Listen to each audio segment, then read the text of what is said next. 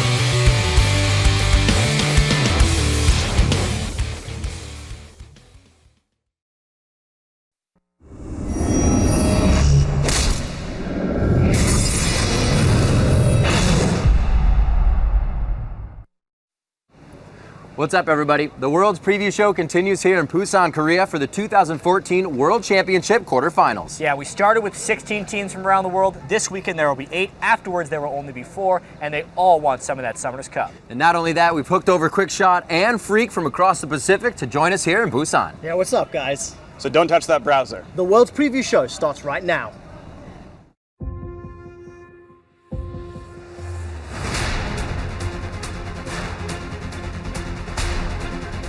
Can anyone stop Samsung White?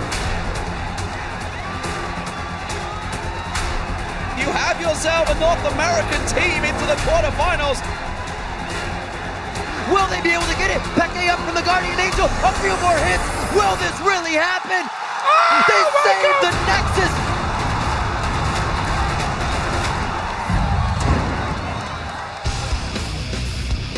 Welcome to the World's Preview Show, coming to you from the Bexco Auditorium, the dynamic Busan, Korea. I am Trevor QuickShot Henry, and joining me at the desk today is Shoutcaster and pundit Mr. David Freak Turley, Evil Genius's Chairbreaker, Mitch Crepo Forcefuls, Counter Logic Gaming's AD Carry, Yiliang Double Lift Ping, along with On-Game Net Caster and Tinted Glasses Wearer, Christopher Monte Cristo Michaels. Guys, thank you for joining us, gentlemen, and welcome to Busan. Now, as you can see behind us, they are getting things ready for Friday's first quarterfinal series. So let's get this show rolling and take a look at the bracket. First up is one of the tournament favorites and the only team to make it out of the group stage, undefeated Korea's Samsung White. They'll be taking on North America's Team Solo Mid. And then on Saturday, White's sister team Samsung Blue will take on the other remaining North American team as they square off against Cloud9. Then on Sunday, it's the rematch of the Chinese regional finals as Starhorn Royal Club batters Edward Gaming. And then on Monday, the quarterfinals come to a close with Korea's Najin White Shield taking on China's OMG. Now, a quick heads up about the dates on the bracket. Those are when the matches will be played here in Korea. And those dates will vary depending on where you watch the matches from around the world. And so instead of giving you guys a geography lesson, we decided instead on a graphic that reminds you to head over to lolesports.com. Once you're there, click on the schedule tab and double check the dates and times the quarterfinals will be broadcast live in your region. Yeah, very important you do that. But first, let's take a look at the first quarterfinal series. It will be Korea's Samsung White taking on the North American champions, Team Solo Mid. Samsung White was the number 2 seed from Korea heading into the group stage, but based on their games, they were easily the best team in Taipei. White absolutely crushed their competition. Not only were they the sole team to go a perfect 6-0 in the group stage, but they had the highest team KDA with 10.72, the shortest average game times, 28.59, and the most dominant player, Imp. White's AD carry amassed 57 kills and a ridiculous 14.14 KDA, the best of any player during the group stage. And spawning on the other side of the rift in this best-of-5 match is going to be the North American champs and huge underdogs, Team Solo Mid. Now, even though TSM was the top seed in their group, they dropped games to Starhorn Royal Club and SK Gaming and finished second overall in the group. That being said, TSM does have the second fastest average game time of all the quarterfinalists, led by their mid laner Bjergsen, whose 7.0 KDA is third best among the mid laners in the quarters. So we've set this one up, and this match will mark the first time that Team Solo Mid has faced a Korean team in the 2014 World Championship. And I want to ask you guys, what's your prediction on this matchup? Let's start with Freak, and we'll move down the line. Well, honestly, I think it's going to be a little bit grim for TSM. They are lifetime 0-13 against Korean teams on LAN, so it's a grim picture for them, and I'm not sure they're even going to pick up their first win here. Yeah, and it just seems like White outmatches TSM in every lane, but the closest one I would imagine is Bjergsen versus Pond. He can just pop off and carry. Bjergsen is like a really clutch player. He's really solid and consistent. He can carry a single game. Yeah, going off that point, if you would go down the bottom lane, that's where things get a lot less close, in my opinion. I think Imp and Mala are probably the best bot lane in this tournament. Imp has shown up to prove that he's one of the, if not the best AD carry in this tournament, let alone the world. And I don't think Wild Turtle and Lustboy have what it takes to match up against that. Not only that, but I mean, we start talking about the jungle as well. Amazing. When we talk about him, he does tend to be fairly predictable as a jungler. He likes to camp in that mid lane. And Dandy Man, he is so good at getting reads, at researching his opponents, and setting up for counter ganks. That is his style. And Amazing's going to have to be really, really unpredictable to beat him at that game. Now, Monty, I remember you saying something about White being a better version of TSM in many roles. Is that an opinion you still share coming into the quarterfinals? I mean, absolutely. I think it's really undebatable. Yes, Bjergsen is a great mid laner, but he's a great mid laner in North America. Pawn is a top mid laner in a much stronger region.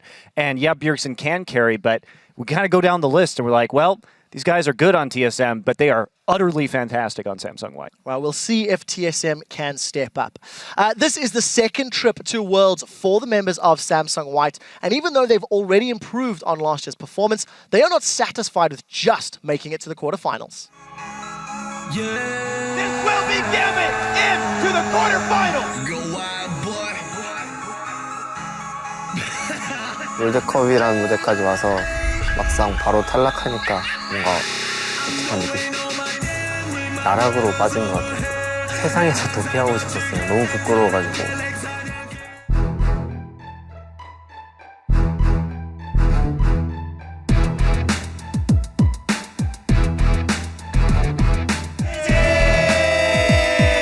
삼성 화이트 롤드컵 2위로 진출을 확정 짓습니다.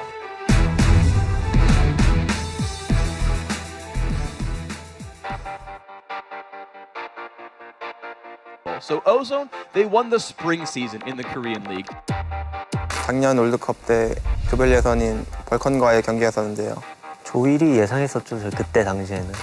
8강 가면 4강 그냥 무난하게 가겠네요. 이런 식으로 생각했어요. 처음에 그냥 겜비타 때 졌을 때 롤챔스에서 졌던 거와는 다르게 좀 많이 와닿더라고요. 힘들게 왔는데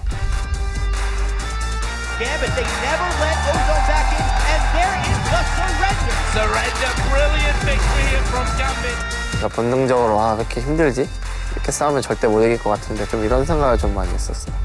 우리는 우리 실력이 어딘지도 모르고 잘하겠지 하면서 아직 우리가 처한 상황을 모르고 있어요. 픽을 뭘 해야 될지 초반 운영을 어떻게 해야 될지 아무것도 준비된 게 없어가지고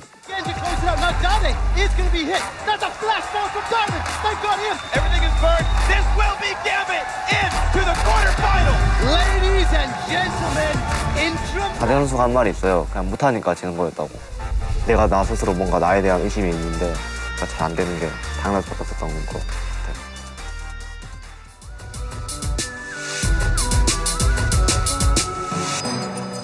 하루에 거의 한 6시간 자고 게임만 했어요. 나를 믿으면서 게임을 하다 보니까 우리 팀도 점점 올라가는 느낌이 들었어요.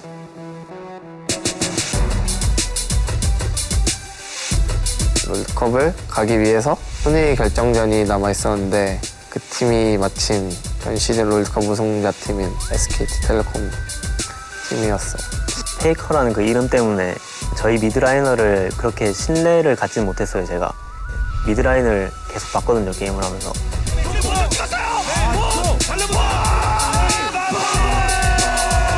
보면서도 그냥 믿기지 않았어요. 그냥 저희 팀 미드라이너가 폰인지 페이커가 우리 팀인지 막 우리가 지금 페이커랑 게임하냐고 너 페이커냐고 그냥 그런 식으로 계속 농담해줬어요.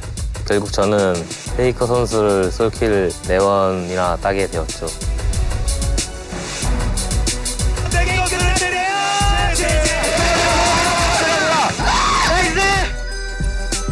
감독님이랑 코치님이 저를 안아주시더라고요. 이번에 진짜 잘하자고.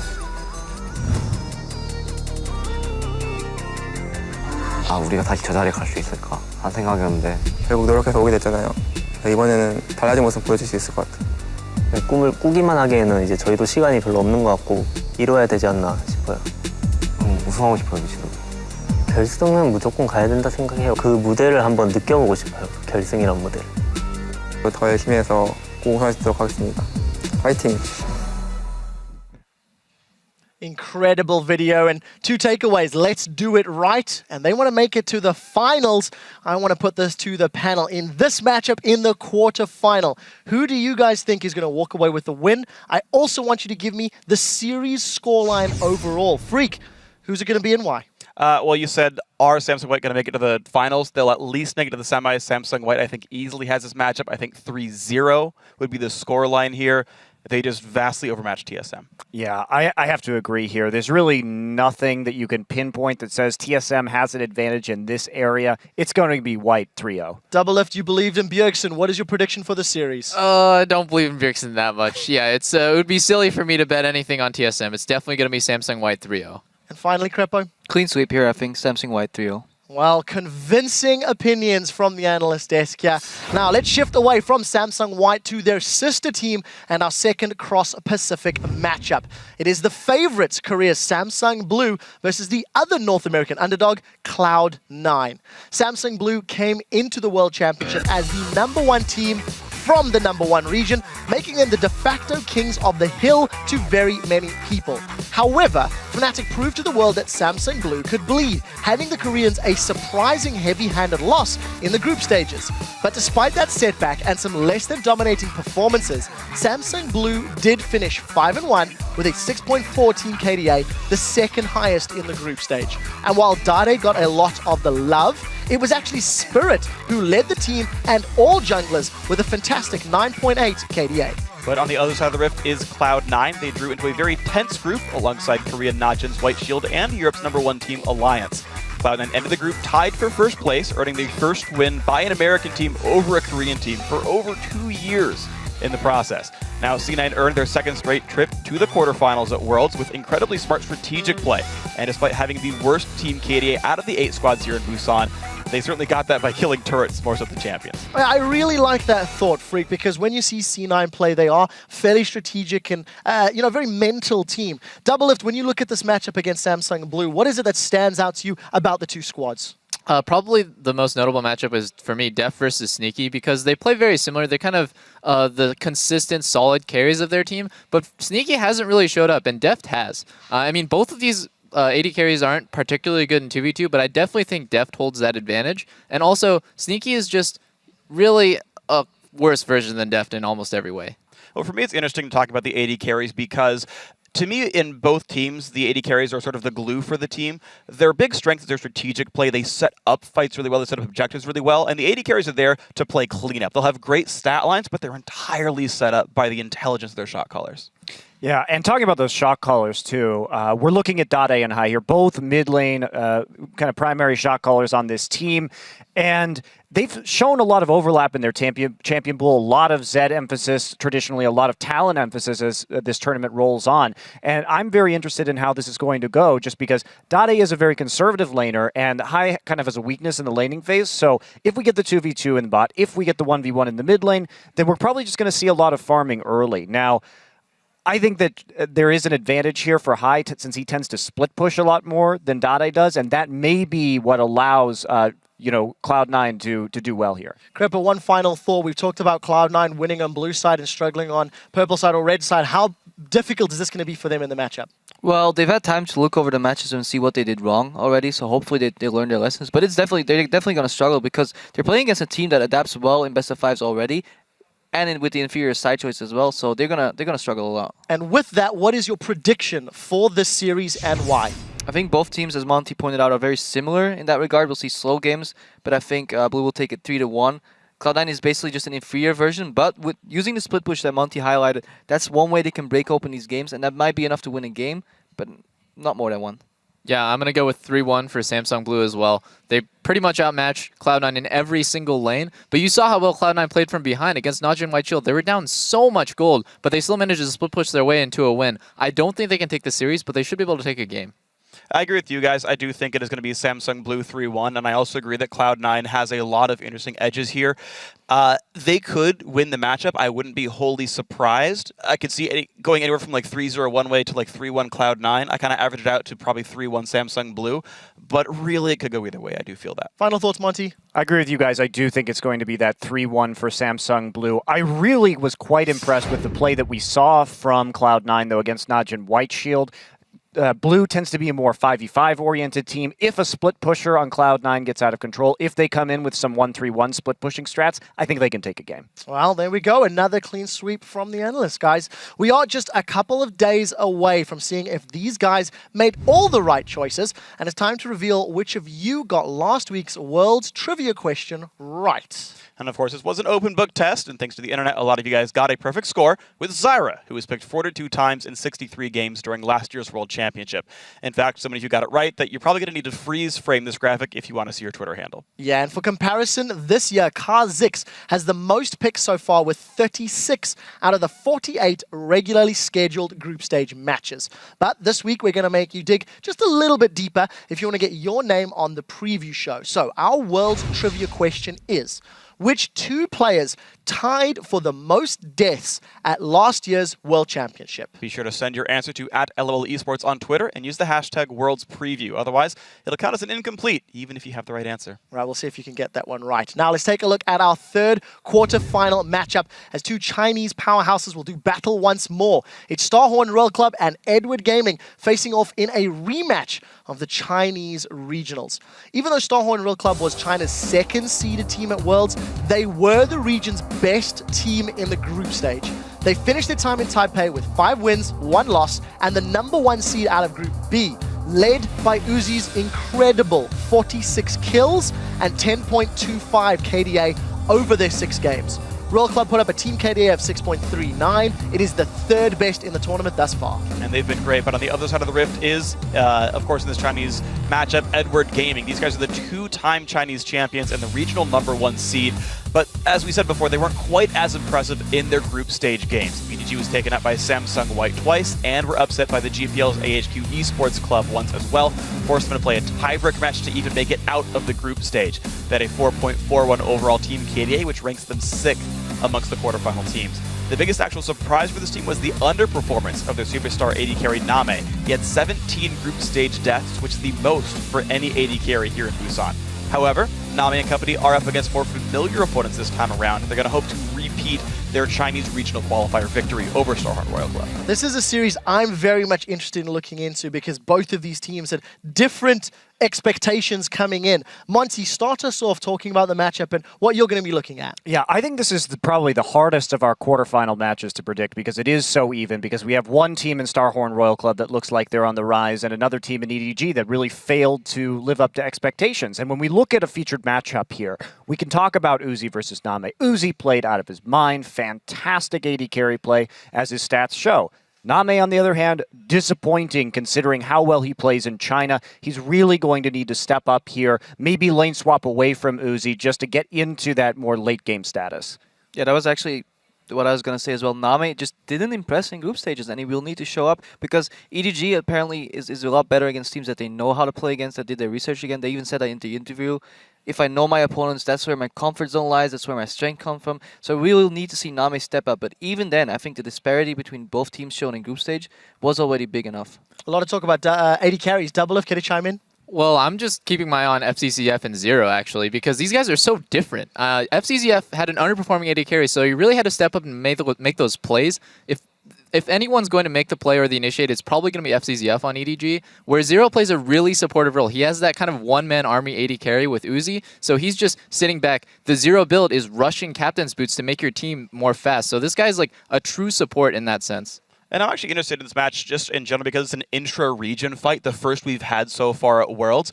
And overall, these two teams are incredibly close. The actual total record between these two squads is 4-3 in favor of Royal Club, 3-1 in their favor in the regular season, a 2-1 in the Chinese regional finals for EDG. So it kind of depends which of those two teams shows up. The regular season one where Starhorn Royal Club is better, or the playoff Edward Gaming where they won the whole thing. Double F, that's a question I want to ask you. When you look at these two teams, considering Starhorn, Sean, and Edward Gaming did not, who will show up in this quarterfinal series in your mind? It's so close, but I have to go with EDG 3-2. It is super hard for me to call because I think it could go definitely either way. But in my opinion, the fact that EDG even made it out of groups with an underperforming AD carry just goes to show this is a really good team. They can work together to win. Where on Starhorn Royal Club, I feel like Uzi is like kind of the pillar of that team, and if they shut him down, then that team falls apart. Monte Cristo, is this an opinion you share as well? I'm taking EDG 3-1 here, and the reason why is I think, again, we've talked about this, This is an opponent that they know. This is the momentum they need. They've had an additional couple weeks to work out all the kinks that they were having before.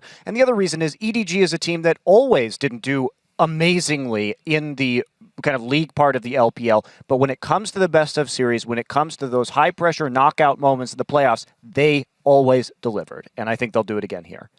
I actually think Royal Club's going to be the one taking the series 3-2. I agree, EDG has to step up, and they will step up, but I don't think it will be up enough to the point where they will take the series. And I actually agree with Carpo here. I do think that it's going to be Starhorn Royal Club. I also say 3-2 along with you. And the main reason for me is even though EDG are fighting more familiar opponents, and even though they are a very strong team, it is still the first international tournament for 3 of the players on this roster here, and I'm not sure how well they've acclimated to playing in front of foreign audience, to playing in foreign countries, and I think it's going to be a difficult road for them. Just before we move on, Crepo, the last time you put your faith in Royal, you tore up a train ticket and believed in the Royal Lucian. That did not pan out to be true. What is the likelihood of the same prediction happening when we get to this quarterfinal? To be fair, I had a spare ticket in my pocket. I still own that one, and I was still secretly riding that SKT hype train. This time, I actually believe Royal's going to take it. And also keep in mind, though, Edward Gaming could just ban Lucian, and then there will be no Royal Lucian in any of the games. All right, well, we'll see how it pans out.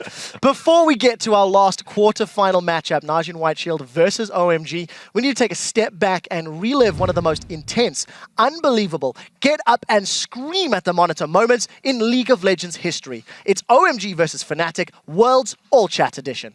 I have TP when I come back. Coming too. Good. I have TP when I come back. Can I TP top? They don't have TP. I TP top. I'm right behind you. I TP top. I TP top. Change.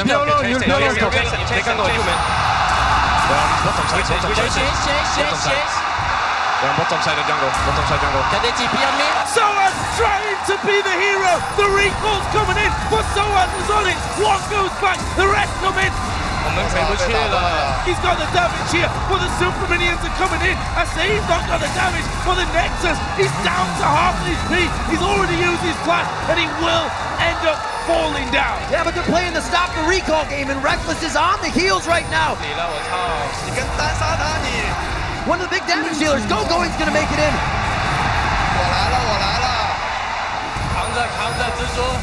Can Cyanide slip in as the spider on this one?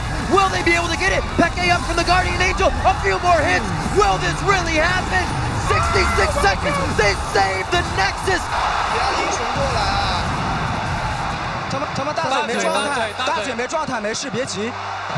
He's gonna call me Tongers. He's back, he's run.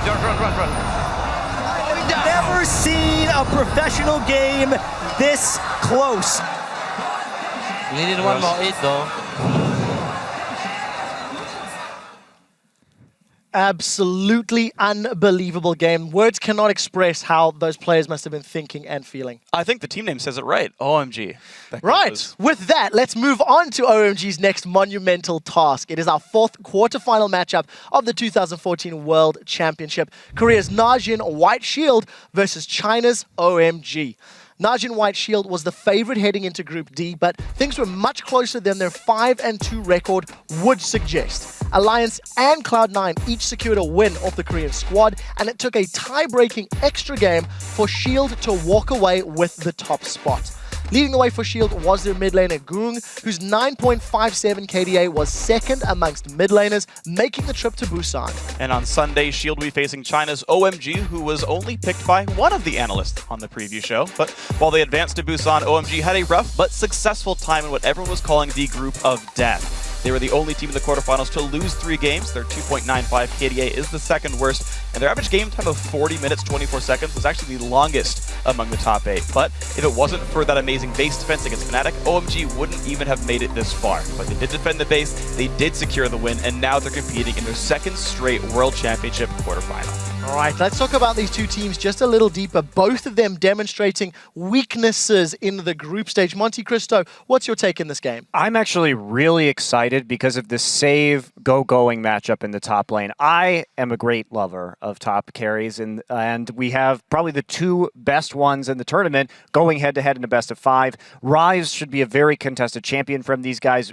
Really dangerous to give either of these players. I think Save's deeper champion pool is the edge, as well as Save's his willingness to split push when he gets ahead, whereas OMG seems to only have that 5v5 grouping and team fighting. I feel that Shield is more diverse strategically. I think Going is used to these sort of top lane brawls, though. I think back to their Chinese LPL playoffs against Starhorn Royal Club, where Royal spent 28 of their 30 bans on top lane champions. That's a lot. And OMG still managed to pull out the win there. So I think Going can handle that kind of a test. But the matchup I really like is the mid lane matchup between Goong and Cool. Cool is the primary carrier for OMG. I think he can break the map apart by himself, and the team relies on him so darn much. Goong actually also impressed me heavily. I think he was one of the primary forces as well for Naj and White Shield. If they won, it was because he got a freaking ton of kills, and that will be a very interesting matchup in the mid lane. And I've just been keeping my eye this entire tournament on supports because I think there's such a skill disparity between a lot of these teams, and this is the perfect example. Gorilla is the guy who made a ridiculous comeback for Shield when they were down 0-7 against Alliance. He was one who was able to pull the trigger and make those plays happen so they could come back into the game. And it just seems to be Gorilla who's just like the glue that holds that team together. But Dada777, really unimpressive. He's definitely, to me, the weak link of OMG. It's amazing that San is even able to put up good numbers on that team with such a lackluster support. So I'm just really going to look forward to watching those two play against each other. Well, you've been looking at supports and watching them. I'm looking at a support and watching him. Who is your prediction for this quarterfinal and why? I think Shield's going to take the series 3-1. I feel if they can lose against OMG's brute force style, but I feel if they don't gut themselves with a draft, leaving them with no wave clear at all, they should be strategically better and individually slightly better as well to take the series 3-1. Yes, I'm also for Shield 3-1. I just think that support controls the tempo of the game so well mid-game and is such a big playmaking powerhouse that the skill disparity just won't be enough for OMG to win. Yeah, I got to agree, too. It's going to be 3-1 to Shield, I think. And again, it's that disparity in the strategy. If we think about OMG, they don't really do anything besides group as 5 and try and team fight. Shield is a very good team at doing that, and it's split pushing. Also, role for role, you look at this and you say, okay, it's about even. Both of these teams are powered by their solo lane carries, but then you look at the duo lane and you remember that it's Gorilla versus Dada777, and that is just a massive, massive edge to Naj and White Shield. Well, I actually think it's going to be a much closer match than you guys are saying. It's really hard for me to call. I'm going to say 3-2, and ultimately I will say that Shield is probably going to win. But again, I think it's incredibly close. I think you're overstating the early game of Shield a little bit. We've seen them get repeatedly shut out early on, and OMG are very well poised to strike at that, though I think the strategic power of Shield will probably make them win the series. Again, 3-2 Shield for me. I like hearing the difference of opinion, and we'll see which opinion is going to come out on top. So you've heard what these guys think and who they feel will be advancing to the semifinals, and now it's actually your turn at home to pick him. Head over to pickhim.lolesports.com to choose your winners for the knockout stage. And even if you didn't get your picks in time for the group stage, you have a second chance. From now until the start of the first match, you can make your choices and share your picks with your friends to prove who's smarter. Like, for example, in hypothetical situation, whoever chose OMG to get out of the group stages on the analyst desk. Who was that? Just saying, right? Well done, Freak. Well done, Freak. Right, anyways, let's recharge your neurons with some of the completely insane plays straight out of Singapore, or as Reckless can now call it, the Penta. Coming in at number 5, Spirit and Dade in perfect harmony. Drawn out, spread out team right here. Trying to get the little skirmishes, but in goes Spirit! Straight on, perfectly placed on towards Cool. They get themselves a double. Lock around the side. Lovely tries to escape here, but that was a very quick, clean double kill for Dade. This was blue. As soon as they group up, huge advantage. Boom. Take that combo. And number 4, it's Tinones with the wicked play. They're going to try and push up mid as quick as possible. Alliance have to swing around and sweep and try and cause this one. The charm catches on Wicked. Tinones goes in. He's got him. He takes him down. And at number 3, Balls puts Cloud9 into the quarterfinals with a well-placed equalizer. To the side falls. He's going to be the focus, but he flashes. The Cocoon misses. Oh, they've got the charm high though. He will put down his death mark. Goon uses his own. Gorilla lower the back. Sneaky coming around after using his QSS. He's going to be Cloud9 to win this one. They take out one. They're going to Zephyr. It's the aim for Cloud9. They can go through and win. Coming in at number 2, Xpeke shows that he is a flippin' ninja. Oh, shadow used. Deathmark going down, but is it going to be enough? Dade is going to be a... Oh! Whoa! We have to see that one again in slow-mo. away. Beckett, oh, the ignite, not enough to finish off either. The burst, just enough to get Beckett the kill and survive. What a pure outplay from Peke. And your number one play from Singapore is Reckless's pentakill. Uh-oh, Death Rush. Who's going to be the first target? Ackerman actually diving to the backside, but he's going to be going down quickly. Yellow Star actually focused by Vasily, trying to get the resets. There's the equalizer. They've got to walk back over it. Double kill for Reckless. Can he get any more here? He will get more. And now they're on towards No Name. Are they trying to give a pentakill over to Reckless? They are. There's the Quadra. Can he get himself the pentakill? Cyanide and Peke both closing in. There's the slow. Shao goes over the wall. Reckless comes in. He gets the pentakill. 18 kills for Reckless? That's absolutely absurd. Absolutely insane, Jat. Before we wrap up this edition of the World's Preview Show, let's take one last look back at some of the most surreal moments from the group stage at Singapore. Or as OMG's Nexus calls it, not the last hit. You almost don't believe that it could happen. Will this really happen? 66 seconds, they save the Nexus. That's game! That's game! And Cloud9 takes down Shield. Kaboom! They flick the fuse! And I can't believe it, D-Man!